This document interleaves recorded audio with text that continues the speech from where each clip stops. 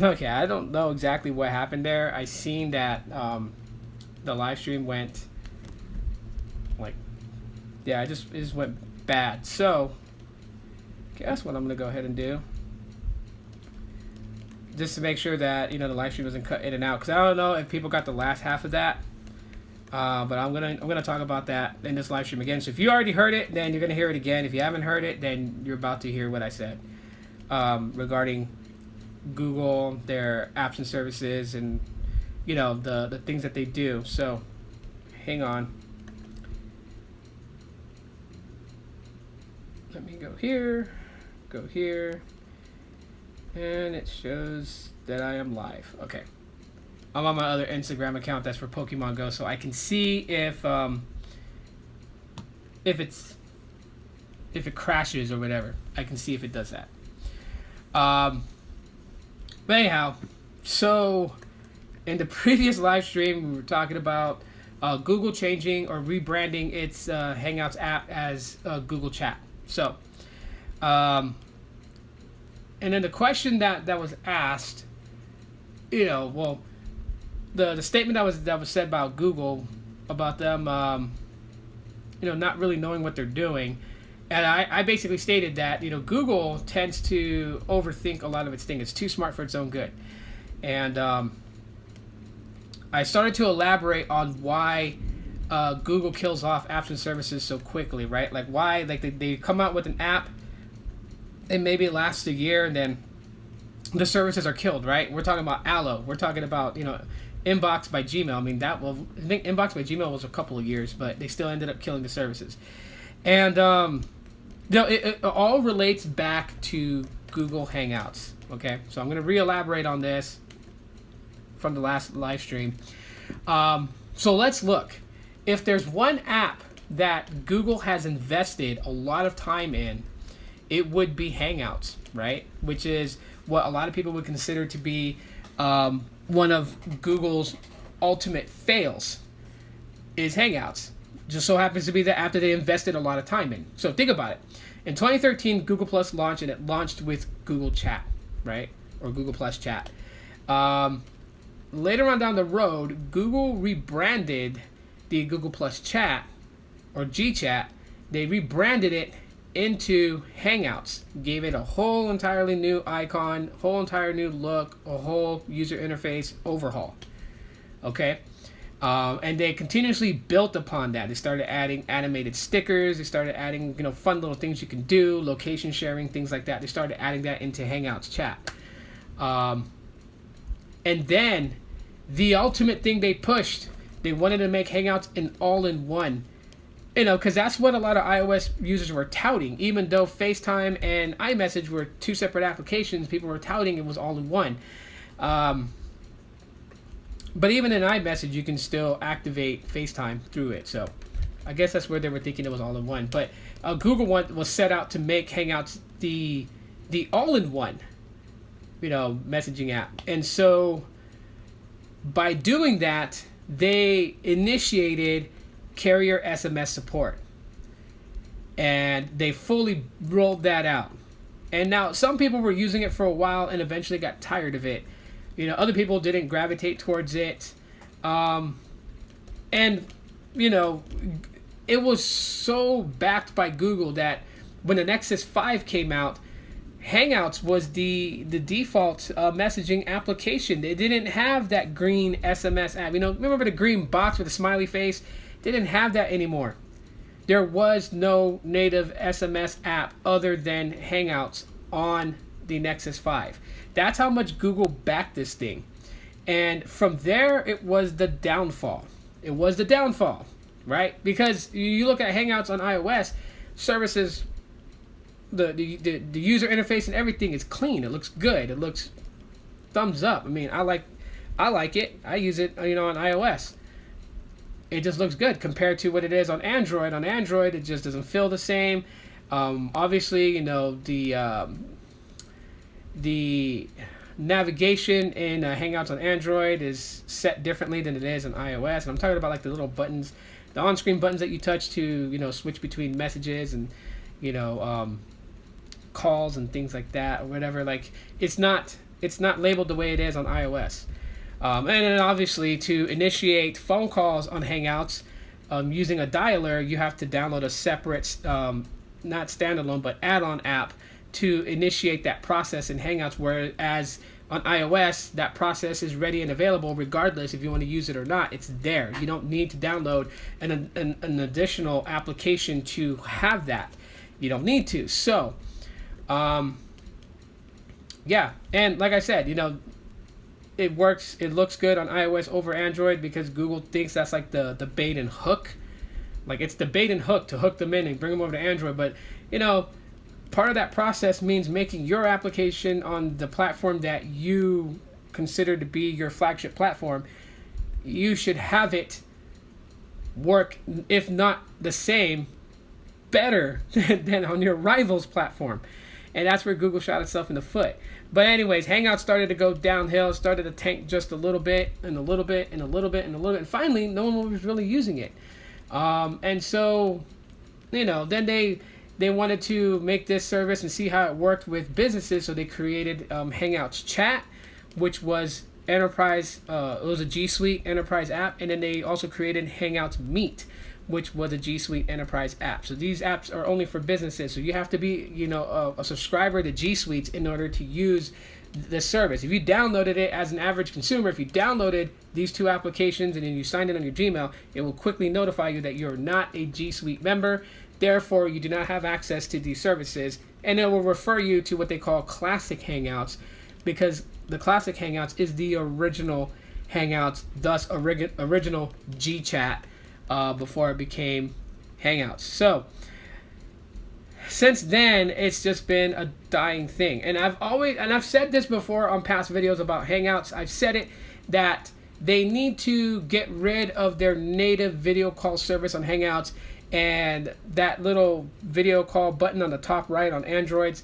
They need to just have that basically launch Duo. Duo is a much better video calling experience.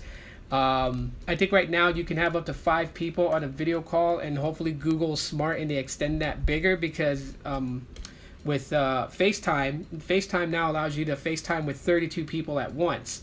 So Duo's got some stepping up and some beefing up to do. They definitely need to. But yeah, have that video icon in Hangouts just completely launch Duo rather than the native video calling capabilities of Hangouts. Completely scrap that out of the application. Make it solely on chat. And if you really want people to gravitate towards it for SMS, then revamp the whole thing. I mean, I personally don't care if it's this lime green color. Maybe they can incorporate Google's color, since Google has, like yellow, blue, red, and green. Incorporate those colors into the app. One of the things I know that people loved about Android Messages before, it completely changed its user interface was the ability to assign specific colors to specific people, right? So like if your friend is like, their favorite color is like a hot pink color, then you can make your chat/SMS thread with them pink. So not only seeing their name and seeing their photo for the contact should help you recognize you're chatting with so-and-so, but also the color of the bubbles will definitely help. I think that's something that they should incorporate into Google Chat, as it's going to be called, and really kind of push that. I feel like Google is doing this because they're trying to like revive Hangouts. They're trying to make it seem better than what it was, and in order for them to do that, they got to change the name and make it seem like it's something new. And they're hoping just by doing that, people will gravitate towards it. But again, if Google half-asses this, it's not going. People are not going to stick with it. They may gravitate because out of curiosity, they want to know what this is. When they realize it's just Hangouts, they're going to step away really fast. Google's got to really beef up everything, and like their whole Hangouts team, I would definitely fire them. Like fire the Hangouts development team and bring in people who are passionate about Hangouts. That way, when they go and they develop this app again, it will show. It will show that they actually care about this thing. So, yeah, that's basically what I said in the last live stream before I feel like it killed off, because it gave me that whole error that the connection was weak and slow. So I don't know if it cut off a lot of that. But yeah, this live stream right now, I'm going to share to YouTube. Definitely. I'm watching it on my second Instagram account, so I've noticed that it hasn't died out. So everything should still be there. when I save this live stream and upload it to YouTube. So, yeah, Hangouts now going to be called Google Chat, rebranded. So that's going to be, yeah, everyone left. The live stream pretty much like died. It started to kill. And so I had to close out a live stream and reopen it again. And I've been watching it on my second account to make sure that it hasn't closed out or gotten bad. But, you know, this will be uploaded to YouTube. Basically, I just reiterated on Hangouts being changed to Google Chat and all that other stuff, and why Google is too smart for itself, and why they should fire their entire Hangouts team and bring in more passionate developers, more Hangouts. So, let's see. The Pokemon Company is investigating Sword and Shield cheaters. That's funny. That's really funny. Apple releases macOS 10.15.4 supplemental update with FaceTime and USB-C fixes. Nice. Pokemon Go adding leaderboards in a special Mario event. That's going to be crazy because I want to get a shiny Azumarill. Hopefully. Let's see. People getting slack. Nintendo not too happy with those people who were able to port Android over to a Nintendo Switch, thus turning a Nintendo Switch into a dual boot electronic device, being able to run Android, so you can run emulators on the Nintendo Switch, play some classic NES games and SNES games and N64 games. And on top of that, boot into the Nintendo OS to play the native Switch games. So I can see why they're mad, because of course Nintendo blocked a lot of companies that were holding all the ROMs for classic NES games, because they obviously are selling those said games through their online store. So yeah, I mean, why not? You know, if I was Nintendo, I'd do the same thing. I mean, you can kickstart your back catalog of classic games from like 30, 40 years ago. Why not?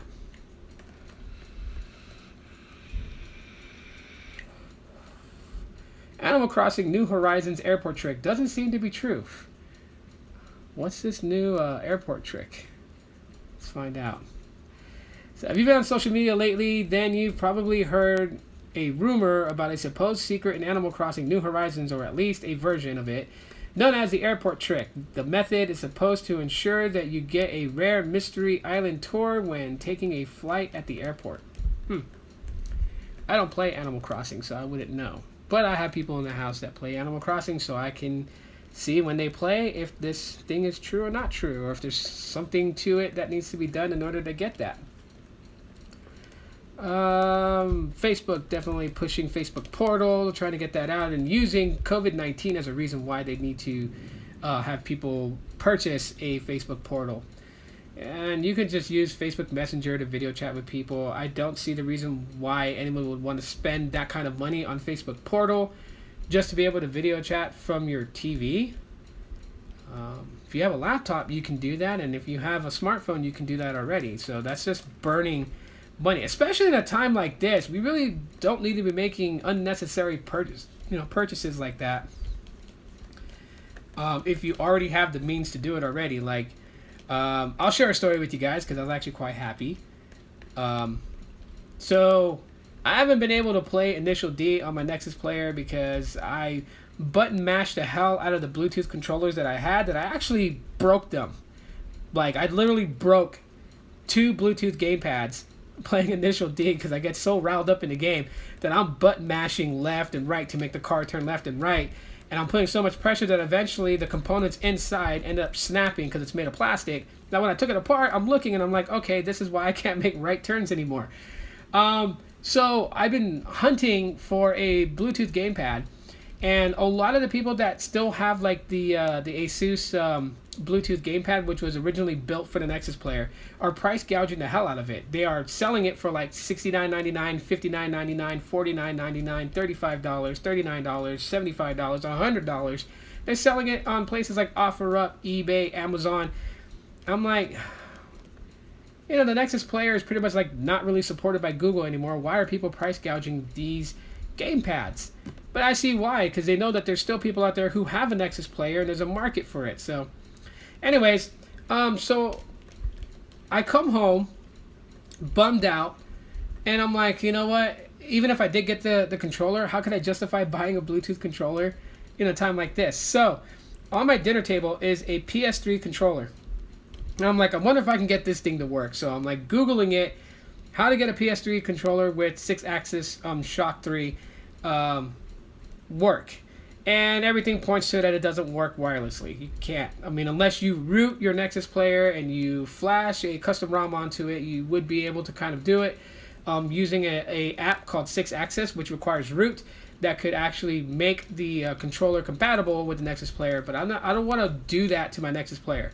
So I'm like, shoot, what do I do? So I plugged in, USB cable to a dongle and plugged the dongle into the back of the Nexus player. And I'm like fiddling with it, trying to see if I can get it to work. And then out of nowhere, when I have it in pairing mode, so like the lights are blinking, it's not paired to anything, it's blinking, it's looking for something. I guess through the cable, it recognized my Nexus player, because when I hit the X button, it actually selected YouTube and launched the app. So I was like, oh, I backed out of it. Went into the PSP emulator I have on the Nexus player and launched Initial D, went into the controller configurations, reconfigured, remapped all the buttons, and started playing Initial D, and I'm playing the game. And Initial D on PSP is like probably one of my favorite games to play. I'm a huge fan of the anime. And so I'm playing Initial D, I'm going through all of them, I'm having fun, I'm making sure that it's going to work. So like I'm like watching the controller to see if anything happens that causes the connection to fail. I disconnect it to see if it recognizes the Nexus player through Bluetooth, and then it stopped working. I reconnected the wire, it started working again. So I have to keep it wired connected, which is no problem. But I'm actually, so I don't have to spend money on a Bluetooth controller. I don't have to feel the need to spend money on a Bluetooth controller. Even if we come out of this crisis, I don't have to buy it. As a matter of fact, what I'll probably do if I buy anything is probably buy a spare PS3 controller just to have one in case I button mash and break this one, which I highly doubt it, because more of the name brand game consoles, their products tend to last. They build them to last. Unlike the Bluetooth gamepads that I have, which obviously they're not super cheap, but they are cheap. I mean, this company put weights inside the handle grips just to make it feel like a heavy controller.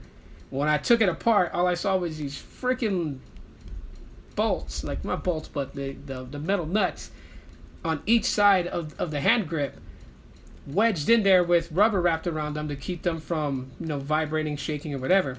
They're not even part of the motor to activate like some form of of like movement. Like they're just there to add weight to make the thing feel heavy. And yeah, I broke those button mashing, so yeah, it is what it is. Yeah. Anyways, I'm gonna go ahead and cut this live stream. I do thank those that popped in on the earlier version. This one's going to go up on my YouTube channel. And, yeah, that's it. If I have anything to talk about later, I'll live stream again later. I really don't have anything to do right now. I'm probably going to eat breakfast. Definitely, that's for sure. And then I'll probably play some Initial D. Maybe I'll call my sister. Those are some things that, you guys should be thinking about too, especially in, self-quarantine and being at home, is definitely... stay in contact with family, talk to people as much as possible, and then you won't lose your sanity. Unless you're like me, who's an introvert, then I'm totally fine. I mean, sometimes I feel like I want to get out and walk to play Pokemon Go and just to get outside and get some fresh air, but, I'm not going to die being isolated by myself. A lot of people don't like me that know me personally for this one thing, and that's, I tend to lock myself away. And I'm not outgoing, and I'm not super sociable and all that other stuff. And I get picked on and told that I'm this, that, and the third, and, because I'm not like that. So, but that's just me.